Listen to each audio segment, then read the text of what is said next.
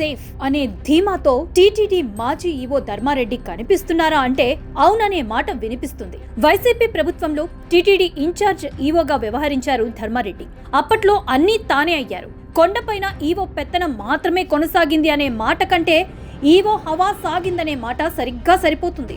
టికెట్ల కేటాయింపు మొదలు ఏ విషయమైనా సరే నాటి ఇన్ఛార్జ్ ఈవో ధర్మారెడ్డి కనుసన్నల్లోనే జరిగాయనేది వాస్తవం. వైసీపీ పెద్దలు ఆదేశించారు, ఈవో ధర్మారెడ్డి పాటించారు అని రజనీకాంత్ నరసింహ సినిమా డైలాగ్ గుర్తు చేసుకుంటారు. వైసీపీ అధికారంలో ఉన్నప్పుడు కొండపైన లెక్కలేనన్ని అక్రమాలు జరిగాయనేది ప్రధాన ఆరోపణ. కూటమి ప్రభుత్వం అధికారంలోకి వచ్చిన తర్వాత తిరుమలలో జరిగిన అక్రమాలపై ప్రధానంగా దృష్టి సారించారు. శ్రీవారి లడ్డూ ప్రసాదం తయారీకి కల్తీ నెయ్యి వినియోగం, పరకామణి చోరీ, తాజాగా 50 కేజీల బంగారం చోరీ అంశం ఈ కేసులపై ఇప్పటికే ముమ్మర దర్యాప్తు జరుగుతోంది. కల్తీ నెయ్యి, పరకామణి చోరీ కేసుల్లో టీటీడీ మాజీ చైర్మన్లు వైవి సుబ్బారెడ్డి, భూమన కరుణాకర్ రెడ్డి, నాటి ఈవో ధర్మారెడ్డిని సిట్ అధికారులు విచారించారు. ఈ కేసుల్లో అరెస్టులు ఖాయమనే మాట బాగా వినిపిస్తోంది. అయితే ఈ కేసుల్లో తనని ఎవరూ ఏమీ చెయ్యలేరు అనే ధీమా ధర్మారెడ్డిలో స్పష్టంగా కనిపిస్తుందనేది ఆయన సన్నిహితుల మాట. ధర్మారెడ్డిని దగ్గరగా చూసిన వారు కూడా ఇదే మాట చెప్తున్నారు. ధర్మారెడ్డి అతి ధీమాకు ప్రధాన కారణం ఆయన వెనక కేంద్ర మంత్రి మద్దతు అనేది ఇప్పుడు బాగా వినిపిస్తున్న మాట.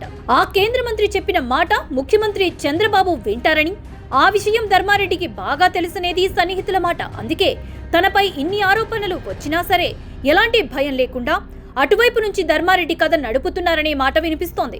ప్రతిపక్ష నేతగా ఉన్న సమయంలో ధర్మారెడ్డి తీరుపై తీవ్ర ఆగ్రహం వ్యక్తం చేసిన చంద్రబాబు ఇప్పుడు అధికారంలోకి వచ్చిన తర్వాత కనీసం ఆయన గురించి ప్రస్తావన కూడా ఎందుకు చేయటం లేదనే అనుమానాలు వ్యక్తమవుతున్నాయి. ఎవరితో ఎలా ఉండాలి, ఎవరి బలం బలహీనతలను ఎప్పుడు తనకు అనుకూలంగా మలుచుకోవాలనేది ధర్మారెడ్డికి బాగా తెలుసని, ఆ విషయంలో ధర్మారెడ్డికి అపార అనుభవం ఉందనేది జగమెరిగిన సత్యం.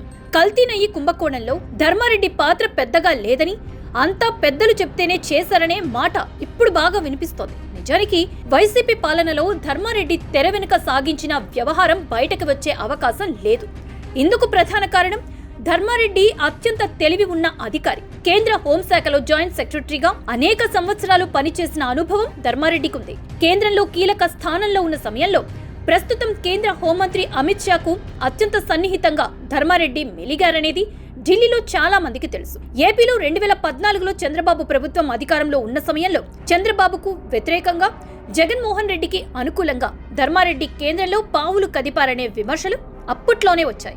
జగన్ ప్రతిపక్షంలో ఉన్నప్పుడు కేంద్ర పెద్దలకు ఆయన్ని దగ్గర చేసింది ధర్మారెడ్డి అని, జగన్ ముఖ్యమైన పనులన్నీ కూడా ఢిల్లీలో ధర్మారెడ్డి చూసుకున్నారనేది సన్నిహితుల మాట. 2014 నుంచి 19 మధ్యకాలంలో అమిత్ షా బీజేపీ అధ్యక్షునిగా వ్యవహరించారు. ఆయనతో జగన్మోహన్ రెడ్డికి అనేక రహస్య సమావేశాలు ఏర్పాటు చేశారని టీడీపీ ఎంపీలు చంద్రబాబుకు ఆధారాలతో సహా ఫిర్యాదు చేశారు. అయినా సరే చంద్రబాబు మాత్రం ధర్మారెడ్డి విషయాన్ని ఇప్పటికీ సీరియస్ గా తీసుకోవటం లేదు. కల్తీ నెయ్యి కుంభకోణంలో అమిత్ షా సలహాలతోనే ధర్మారెడ్డి అప్రూవర్ గా మారనే ప్రచారం కూడా జరుగుతోంది. నా వెనుక కేంద్ర హోంమంత్రి అమిత్ షాతో పాటు టీడీపీ ఎంపీ వేమిరెడ్డి కూడా ఉన్నారని ధర్మారెడ్డి పదే పదే తన సన్నిహితుల వద్ద చెప్తున్నారట. ప్రస్తుతం ఎంపీ వేమిరెడ్డి ప్రభాకర్ రెడ్డి సంస్థలోని ధర్మారెడ్డి సీఈఓగా చేస్తున్నట్లు తెలుస్తోంది. పెద్దల ఆశీస్సులు ఉన్నాయి కాబట్టే ధర్మారెడ్డి ఏమాత్రం భయపడ్డం లేదు అనేది టీడీపీలో టీటీడీలో వినిపిస్తున్న మాట.